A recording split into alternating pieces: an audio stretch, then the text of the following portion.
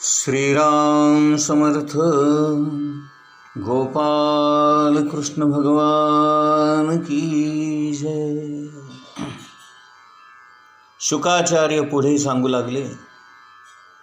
लाक्षागृहामध्ये न जळता सुखरूप परत आलेल्या पांडवांना आणि त्यांच्या पत्नीला द्रौपदीला आणि त्यांच्या मातेला कुंतीला भेटण्यासाठी भगवान श्रीकृष्ण इंद्रप्रस्थाला गेले. त्यांच्याबरोबर सात्यकी आणि इतर यादवसुद्धा होते. भगवंतांना आलेले पाहून पांडव एकदम आनंदित झाले, आश्चर्यचकित झाले. त्यांनी भगवंतांना आलिंगन दिले. त्यांच्या झालेल्या अंगस्पर्शाने त्यांची सर्व पापे धुवून ते अत्यंत पुण्यवान झाले. भगवंताचं त्यांनी अत्यंत स्मितहास्याने आणि मोहक मधुरवाणीने युक्त असणारे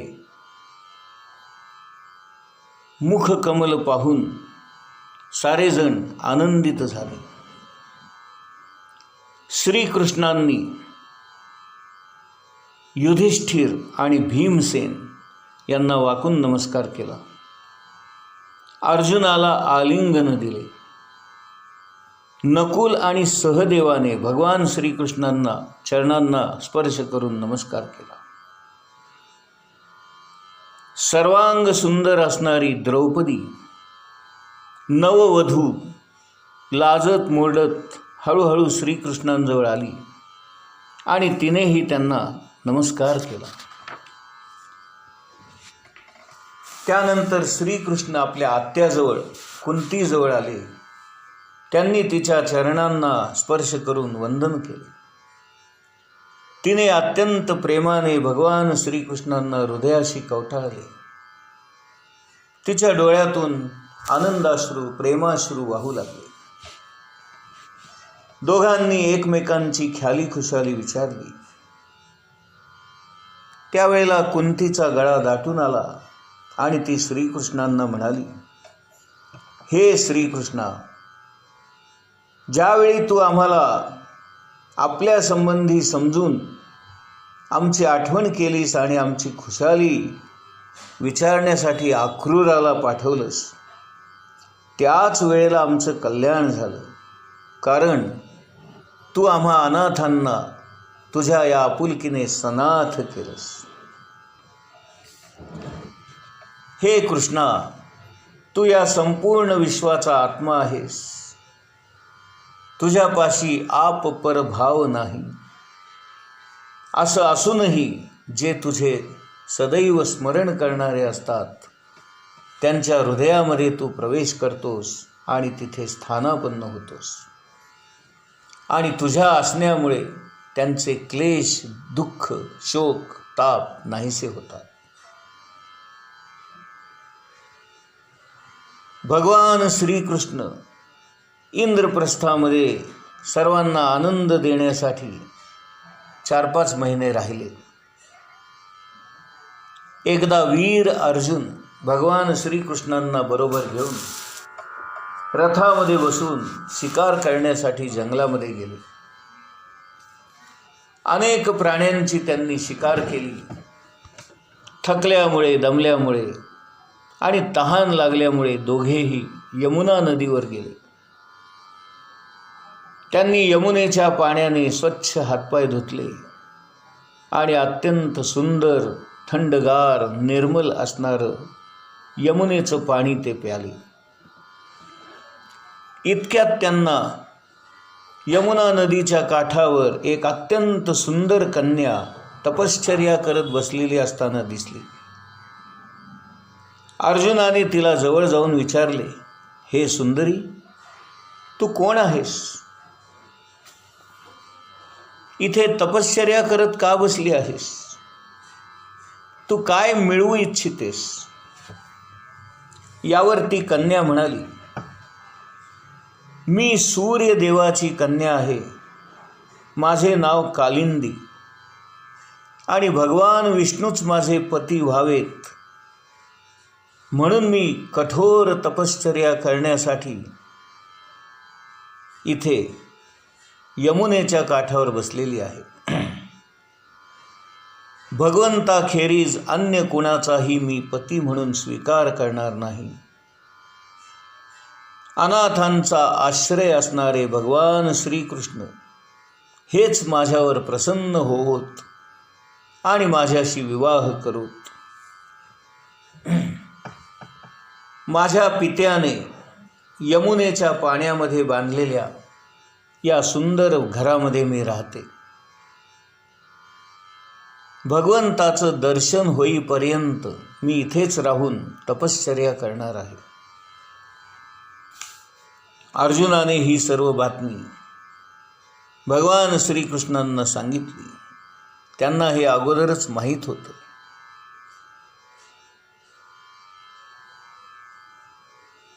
आपल्या दर्शनासाठी कालिंदी उत्सुक आहे हे जाणून भगवान स्वतः तिच्यापर्यंत गेले. भगवंताच्या दर्शनाने कालिंदी अत्यंत तृप्त झाली, समाधानी झाली. तिच्या डोळ्यातून आनंदाश्रू वाहू लागले. तिचा कंठ सद्गदित झाला. तिने भगवंतालाच आपला पती म्हणून वरलं आणि हे तिने आपलं मनोगत भगवंताला सांगितलं. भगवान श्रीकृष्णांनी तिचा स्वीकार केला आणि रथामध्ये बसवून तिला धर्मराजांकडे आणलं. श्रीकृष्णांनी पांडवांना राहण्यासाठी म्हणून एक अत्यंत अद्भुत आणि विलक्षण नगर विश्वकर्म्याकडून तयार करून घेतलं आणि ते जिथे राहत होते ते खांडव वन त्यांनी अग्नीला सोपवलं. अग्नीला खांडव वन देण्यासाठी ते अर्जुनाचे सारथी झाले. खांडववन मिळाल्यामुळे प्रसन्न झालेल्या अग्नीने अर्जुनाला गांडीव नावाचं धनुष्य दिलं. 4 पांढरे शुभ्र घोडे दिले. एक मोठा रथ दिला आणि अक्षय बाण असणारे 2 भाते दिले. कोणत्याही शस्त्रास्त्रांनी न तुटणारं असं एक कवच दिलं. खांडव वन जळत असताना अर्जुनाने मय नावाच्या राक्षसाला वाचवलं आणि म्हणून त्या मयासुराबरोबर अर्जुनाची मैत्री झाली. मयासुराने त्याच्यासाठी एक उत्तम असं सभागृह बांधून दिलं. याच सभागृहामध्ये दुर्योधनाची फजिती झाली होती. जिथे पाणी आहे म्हणून समजावं तिथे जमीन होती आणि जिथे जमीन आहे समजून जावं तिथे पाणी होतं. जमीन समजून दुर्योधन पुढे जाऊ लागला आणि पाण्यात पडला. हे पाहून द्रौपदी हसली आणि द्रौपदी हसली म्हणून माझा अपमान झाला असं दुर्योधनाला वाटलं आणि त्यामुळे द्रौपदीविषयीची त्याच्या मनामध्ये तिडीक बसली.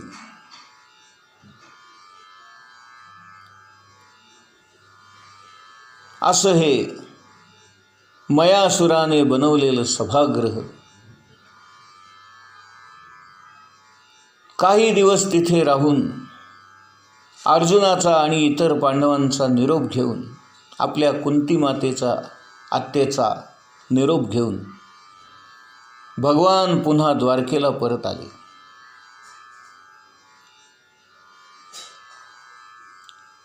येताना आपली नववधू कालिंदी हिला भगवंताने बरोबर आणलं होतं. एक सुमुहूर्त पाहून साऱ्या द्वारकावासींच्या उपस्थितीमध्ये वसुदेव देवकी आणि आपल्या इतर पत्न्या यांच्या उपस्थितीमध्ये भगवंताने कालिंदीबरोबर विवाह केला, तिचं पाणी ग्रहण केलं. विंद आणि अनुविंद या नावाचे 2 राजे अवंती नावाच्या देशामध्ये होते. परंतु ते दुर्योधनाचे मित्र असल्यामुळे त्यांचा श्रीकृष्णांना विरोध होता. ते श्रीकृष्णाचे वैरी होते. त्यांची एक बहीण होती मित्रविंदा नावाची. परंतु तिने मात्र स्वयंवरामध्ये भगवान श्रीकृष्णांना वरण्याची इच्छा व्यक्त केली होती. त्यावेळेला त्यांनी दोघा भावांनी आपल्या बहिणीला विरोध केला होता. परंतु राजाधिदेवी नावाची भगवंताची आत्या म्हणजे मित्रविंदेची आई होती आणि आपल्या आत्याचीच मुलगी असल्यामुळे भगवान श्रीकृष्णांनी तिच्या इच्छेप्रमाणे तिला भर सभेतून पळवून आणलं आणि भगवंताने तिच्याबरोबर तिच्या इच्छेनुसार विवाह केला.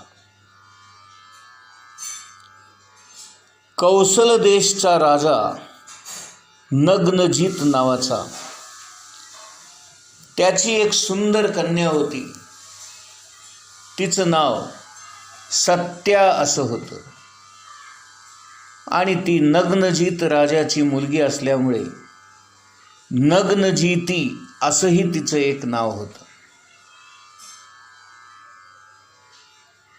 तिने आपल्या विवाहासाठी एक पण ठेवला होता की एकाच वेळेला 7 अत्यंत धष्टपुष्ट असणारे बैल, जे अत्यंत माजलेले आहेत, ज्यांची शिंग अत्यंत धारदार तीक्ष्ण आहेत,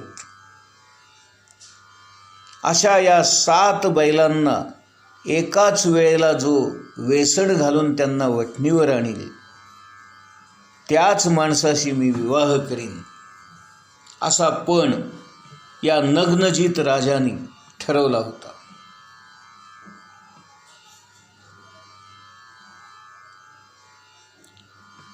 त्या बैलांनी अनेक राजांना, अनेक महाराजांना नेस्तनाबूत करून टाकलं होतं.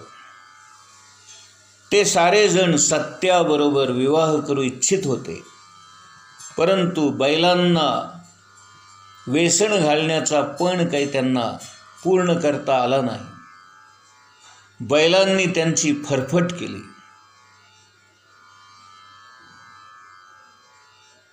परंतु सत्याची मनोमन अशी इच्छा होती की भगवान श्रीकृष्णच माझे पती व्हावे. श्रीकृष्णांना तिने प्रार्थना केली, प्रभू, जर मी व्रताचं पालन योग्य प्रकारे केलं असेल आणि पती म्हणून केवळ आपलंच चिंतन केलं असेल, तर आपण माझे पती व्हाल आणि माझी ही मनोकामना आपण पूर्ण कराल, अशी प्रार्थना सत्याने केली.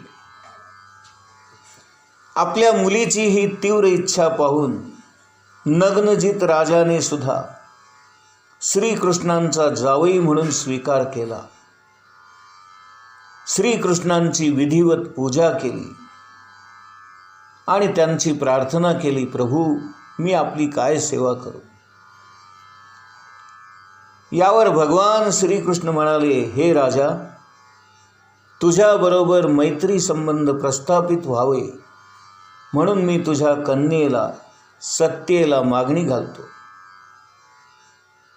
राजा म्हणाला, प्रभू, आपण सर्व गुणांचे निवासस्थान आहात, या संपूर्ण विश्वाचे निर्माते आहात. हे सारं विश्व आपल्या आधाराने चालतं. माझ्या कन्येसाठी आपल्यापेक्षा श्रेष्ठ असा दुसरा कोण वर असू शकेल. परंतु हे प्रभू, आम्ही एक असा पण ठरवलेला आहे, तो आपल्याला पूर्ण करावा लागेल. त्याशिवाय मी माझी मुलगी तुम्हाला देऊ शकत नाही.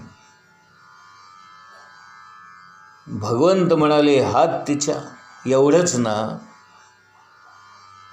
करतो तुमचा पण पूर्ण. भगवान श्रीकृष्ण आखाड्यामध्ये उतरले. त्यांनी आपली कंबर कसली आणि एकाच वेळेला अत्यंत धष्टपुष्ट असणारे, माजलेले, एकापेक्षा एक बलवान असणारे 7 बैल, जे कुणालाच आवरता आले नव्हते, असे त्या आखाड्यामध्ये आणण्यात आले. भगवंताने एकाच वेळेला 7 रूप घेऊन त्या 7ही बैलांना काबूमध्ये आणून त्यांच्या नाकातून वेसण घालून त्या सर्वांना वठणीवर आणलं आणि जणू काही एखाद्या लहान बाळाने खेळणं दोरीने ओढत ओढत न्यावं, त्याप्रमाणे भगवान श्रीकृष्णांनी त्या 7ही बैलांना दोरीने बांधून ओढत ओढत बाहेर आणले. हे पाहून सत्या प्रसन्न झाली आणि तिने भगवंताला वरमाला घातली. गोपाल कृष्ण भगवान की जय.